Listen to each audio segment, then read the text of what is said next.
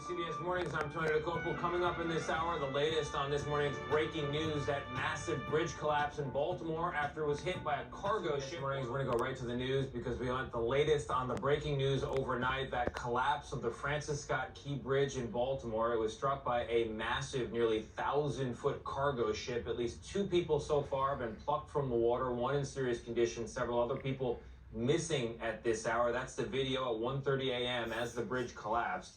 Sonar from the fire department. We gotta pray for all these people that could be trapped in their cars under the water there. She's in Dundalk, Maryland. Absolutely awful. Nicole, good morning again. What do you know? Good morning, Tony. A very active search and rescue operation is currently underway, and fire officials tell us they're looking for as many as 7 people in the river and in waters as deep as 50 feet. 50 feet deep waters. Absolutely awful. Now, this is a video of the moment that a massive container cargo ship slammed into the Francis Scott Key Bridge in Baltimore just before 1:30 in the morning. Moments later, a large section of the bridge crumbles and then falls onto the ship and into the water below. You can see cars on the bridge at this time, but officials have not confirmed how many. The Maryland Department of Transportation says construction workers were also on the bridge doing some repair when the ship hit. Their priority right now is rescuing anyone in the water. They told us about the challenges they face. Right now, we think the tide is coming back in. That adds a bit of a challenge to us also. We can certainly dive in these conditions, but we have to take a lot of factors into play, right? The fact that there may be trauma involved, they have been in the water an extended period of time.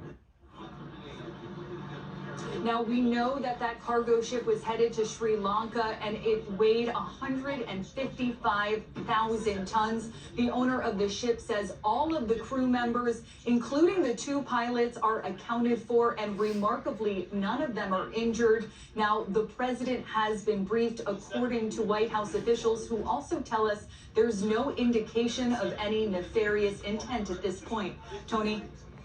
All right, so as we follow the search for the missing, we were also wondering what happened. Nicole, thank you very much. And on that subject, let's bring in CBS News contributor Samantha Vinograd, a former assistant secretary in the Department of Homeland Security. Sam, thank you very much for being here with us. So our colleagues over at ABC News have reported, and this has been picked up by Reuters as well, that the container ship lost propulsion as it was leaving port and notified the Maryland Department of Transportation. We have video actually that seems to show some of the malfunctioning of this ship, lights going out. We heard Robert Sumwalt tell us that the smoke from the tower there on the ship, the smoke stack indicates they are trying to power the engine and struggling.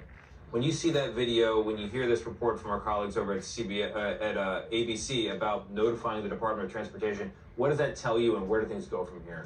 What it tells me is that vessels have a series of processes and procedures with state, local, and federal authorities to ask for help, to issue distress signals, so that authorities can take steps both to help the vessel and to try to mitigate any loss of life if there is about to be an incident. What we don't know, Tony, is exactly what time this distress signal was issued. We understand that the vessel did leave its port in Baltimore around 22 minutes or so prior to the incident occurring. But what's unclear is if the Maryland Department of Transportation had time after receiving this signal to clear the bridge and to try to mitigate any loss of life.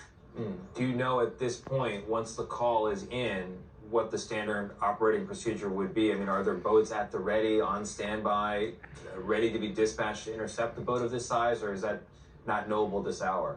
Well, typically what there would be a process to shut down the bridge in this case, so that any traffic on the bridge would be cleared. What bridge? There's no more bridge left, lady. There are typically shut down the bridge. On standby in nearby She's talking about shutting down a bridge that's no longer there. What bridge? Do y'all see a bridge? I don't see a bridge.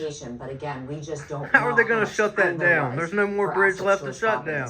What can you tell us about the These people are stupid. We don't see any boats nearby or people in the water necessarily right now. It's like these people with college degrees have no common sense at all. Coast Guard, search and rescue, as well as we're going to shut down the bridge that no longer exists. A combination of actual divers as well as sonar to try to find, for example, vehicles that may be submerged. I will note, unfortunately, that with Do y'all several see a hours bridge? I after the don't. incident occurred in frigid temperatures, and so the time window to actually rescue victims is incredibly narrow in these kinds of incidents. So we may see soon, tragically, a shift from a search and rescue to a search and recovery. These pictures on the screen, people. Sam, thank you very much. That's nearly a 1.5 mile long bridge, 1,000-foot cargo ship. If you don't know what this looks like on a good day, it's hard to imagine what it looks like here on a bad day. But that is a very large bridge now at the bottom of the Baltimore Harbor, and there is a search operation for people who might have been on it at the time of the collapse. Sam, again, thank you very much. Appreciate all your info. Tonight, Nora O'Donnell will be reporting live from the scene of the bridge collapse for the CBS Evening News. Ahead, we are heading into the Sweet 16 in the